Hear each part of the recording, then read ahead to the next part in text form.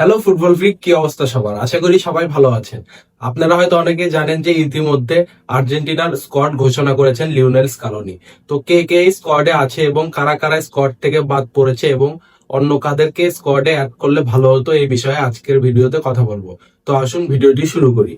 তো দেখেন, স্কোয়াডে কিন্তু নতুন দুইজনের নাম অ্যাড করা হয়েছে। একজন আগেরই প্লেয়ার ছিল এবং একজন প্লেয়ার আছে যিনি কিনা একদম ফ্রেশ হতে যাচ্ছে এই আর্জেন্টিনার স্কোয়াডে, যাকে কিনা আগে কখনো ডাকা হয়নি। তো প্রথমেই আসি আগে যে ছিল সেই প্লেয়ারের কথায়। মার্কোস অ্যাকুইনাকে কিন্তু আবারও আর্জেন্টিনার ন্যাশনাল টিমে ডাকা হয়েছে। এই মার্কোস অ্যাকুইনা কিন্তু বিশ্বকাপের একজন স্টার্টিং লাইন আপের প্লেয়ার ছিলেন। আর মার্কোস অ্যাকুইনাকে ডাকার কারণ হতে পারে, কেননা লেফট ব্যাক পজিশনে কিন্তু এখনো ভালো কোনো প্লেয়ার আর্জেন্টিনা বের করতে পারেনি। যদিও তাগলাফিকো আছে, তবে তাগলাফিকোর যদি আপনি ব্যাকআপ হিসাবে দেখেন তাহলে কিন্তু ভালো কোনো প্লেয়ার নেই। যে জন্য আমার মনে হয় মার্কোস অ্যাকুইনা সবচেয়ে রাইট চয়েস হতে পারে, কেননা মার্কোস অ্যাকুইনা ডিফেন্সিভলি অনেক স্ট্রং খেলা দিতে পারে লেফট ব্যাক পজিশনে। আর যদিও তিনি এখন বর্তমানে ইউরোপের বাইরে আছেন, রিভার প্লেটের হয়ে তিনি খেলেন, তবুও রিভার প্লেটে লাস্ট কয়েক ম্যাচে তিনি অনেক ভালো পারফরমেন্স করেছেন, যার ফলেই কিন্তু লিওনেল স্কালোনি তাকে দলে নিয়েছেন। আর একজনের কথায় আসি, যাকে কিনা আর্জেন্টাইন ন্যাশনাল টিমে কখনোই ডাক পাওয়া হয়নি এবং তিনি যে এবার ডাক পাবেন এটাও কেউ কখনো কল্পনা করেননি। এই প্লেয়ার এর নাম হলেন লোপেজ। এই লোপেজ ব্রাজিলিয়ান লিগের পালমেরাসের একজন প্লেয়ার, যিনি কিনা স্ট্রাইকার পজিশনে খেলতে পারেন, আবার সেন্টার অ্যাটাকিং মিডফিল্ডও খেলতে পারেন। আর এই প্লেয়ারকে কি জন্য আসলে স্কালোনি নিল আমি আসলে ঠিক বুঝতে পারলাম না, কেননা আপনারা যদি এবার তার স্ট্যাট চেক করেন তাহলে দেখবেন যে ব্রাজিলিয়ান লিগেও তিনি খুব একটা কন্ট্রিবিউশন করতে পারেনি। আর তার বয়সও 24 বছর বয়স। তো এই প্লেয়ারকে নেওয়ার কারণটা আমি এখনো ঠিক মতো বুঝতে পারলাম না। আর কয়েকজন প্লেয়ার যাদেরকে স্কালোনি নেননি তার ভিতর অন্যতম হলো এনজো ফার্নান্দেজ। হ্যাঁ, ভয় পাওয়ার কিছু কারণে এনজো ফার্নান্দেজকে নেওয়া হয়নি তার কার্ডের জন্য। তিনি কিন্তু এর আগের ম্যাচে লাল কার্ড খেয়েছিলেন আর্জেন্টিনার ন্যাশনাল টিমের জার্সিতে। তো সেই জন্য তিনি কিন্তু আগামী এক ম্যাচ খেলতে পারবেন না। আর তার একটি ইনজুরির বিষয়ও আছে, যার ফলে তিনি তাকে রেস্ট দিয়েছেন লিওনেল স্কালোনি, তাকে পরবর্তীতে আবারও ডাকা হবে। তবে এনজো ফার্নান্দেজ না থাকায় কিন্তু মিডফিল্ডে একটি পজিশনে ঘাটতি অবশ্যই দেখা যাবে। আর একজন প্লেয়ারের কথায় আসি, তিনি হলো পাওলো দিবালা। আপনাদের অনেকেরই হয়তো এটা নিয়ে অনেক কথাই বলতে পারেন যে পাওলো দিবালাকে এখনো কেন রাখা হচ্ছে না স্কোয়াডে, মেসি তো কয়েকদিন পর অবসরে চলে যাবে। কিন্তু আপনি যদি পাওলো দিবালার বর্তমান ফর্ম দেখেন, সিরিয়া যদি আপনি লক্ষ্য করেন তাহলে দেখবেন যে রোমার জার্সিতে পাওলো দিবালা খুব একটা ভালো ফর্মে নেই।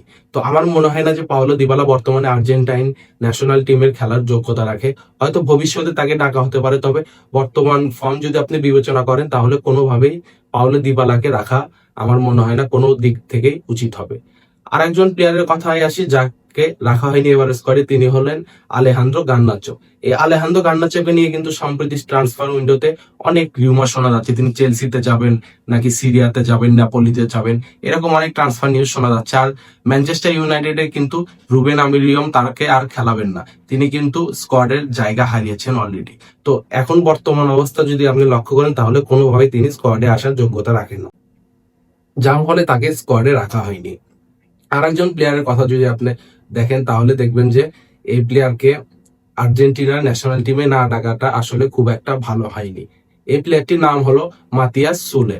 এই মাতিয়াস সুলে দিবালার সাথেই রোমাতে খেলেন এবং তিনি একজন অ্যাটাকিং মিডফিল্ডার।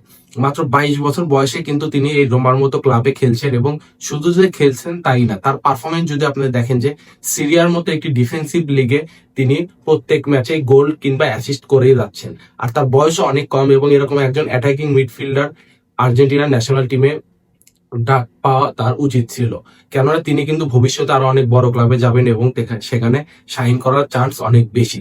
তো এই মাতিয়াস সুলেকে এখনো কিন্তু এই জাতীয় দলে ডাকা হয়নি, যেটি স্কালোনের একটি ভুল বলে আমি মনে করি। তাকে কিন্তু এইবারের উইন্ডোতে অন্তত ডাকা উচিত ছিল। তবে এইবারের যে ন্যাশনালের খেলা আছে আর্জেন্টিনার ভেনিজুয়েলা এবং ইকুয়েডরের বিপক্ষে, এই দুটি ম্যাচে কিন্তু অনেক গুরুত্বপূর্ণ।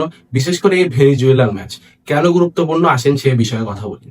তো দেখেন, Lionel Messi greatest player of all time, আর্জেন্টিনার হিস্ট্রিতে সবচেয়ে বেস্ট প্লেয়ার, হয়তো তার লাস্ট হোম ম্যাচ অর্থাৎ আর্জেন্টিনার মাটিতে আর্জেন্টিনার জার্সি গায়ে শেষ ম্যাচ খেলবেন লিওনেল মেসি এই ভেনিজুয়েলার বিপক্ষে। কেননা এরপর কিন্তু কোয়ালিফায়ারের আর কোনো হোম ম্যাচ নেই, যা আছে অ্যাওয়ে ম্যাচ এবং আরো হয়তো দুই একটা ফ্রেন্ডলি ম্যাচ খেলবেন লিওনেল মেসি। তবে হোমে এটি হতে যাচ্ছে তার শেষ ম্যাচ। তো এই ম্যাচটি অনেক হিস্টোরিক্যাল একটি ম্যাচ হতে যাচ্ছে, আর এখানে আর্জেন্টিনাকে অবশ্যই জিততে হবে। লিওনেল মেসির জন্য হলেও আর্জেন্টিনাকে জিততে হবে, যার ফলে এই ভেনিজুয়েলার বিপক্ষে তাদের অনেক শক্তিশালী একটি স্কোয়াড নামাতে হবে। আর ইকুয়েডর কিন্তু অনেক ভালো একটা টিম, আমরা কিন্তু লাস্ট কোপা আমেরিকাতেও দেখেছি যে ইকুয়েডরের বিপক্ষে আর্জেন্টিনাকে স্ট্রাগল করতে। তো এই দুটো অপোনেন্টই অনেক ভালো টিম হতে যাচ্ছে আর্জেন্টিনার জন্য, এবং আর্জেন্টিনার যে নতুন ইয়ং ট্যালেন্টেড প্লেয়াররা আছে লাইক মাস্তানতুনো, নিকো পাজ, এদেরকেও কিন্তু লিওনেল স্কালোনি একটু হলেও বাজিয়ে দেখতে পারেন।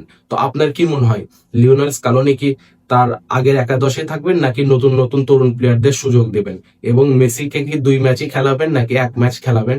কমেন্টে অবশ্যই জানাবেন। আর ভিডিও ভালো লাগলে সাবস্ক্রাইব করে আমাদের পাশে থাকবেন। ধন্যবাদ।